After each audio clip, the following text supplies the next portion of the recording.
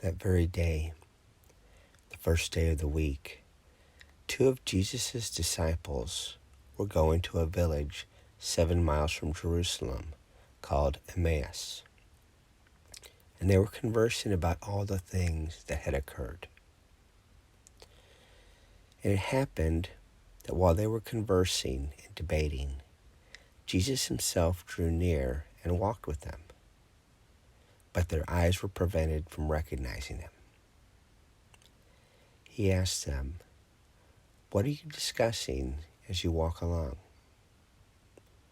They stopped, looking downcast. One of them, named Cleopas, said to him in reply, "Are you the only visitor to Jerusalem who does not know of the things that have taken place there in these days?" And he replied to them, "What sort of things?" They said to him, "The things that happened to Jesus the Nazarene, who was a prophet, mighty in deed and word before God and all the people. How our chief priests and rulers both handed him over to a sentence of death and crucified him. But we were hoping that he would be the one to redeem Israel.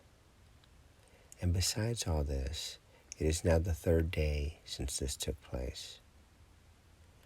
Some women from our group, however, have astounded us. They were at the tomb early in the morning and did not find his body.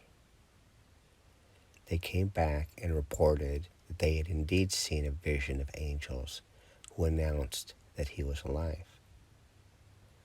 Then some of those with us went to the tomb and found things just as the woman had described. But him they did not see." And he said to them, "Oh, how foolish you are! How slow of heart to believe all the prophets spoke. Was it not necessary that Christ should suffer these things and enter into his glory?" Then beginning with Moses and all the prophets, he interpreted to them what referred to him in all the scriptures. As they approached the village to which they were going, he gave the impression that he was going on further. But they urged him, "Stay with us, for it is nearly evening and the day is almost over." So he went in to stay with them.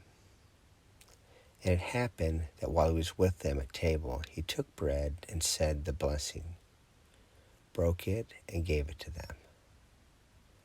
With that their eyes were opened, and they recognized him, but he vanished from their sight. Then they said to each other, "Were not our hearts burning within us while he spoke to us on the way and opened the scriptures to us?" So they set out at once and returned to Jerusalem, where they found gathered together the 11, and those with them who were saying, "The Lord has truly been raised and has appeared to Simon."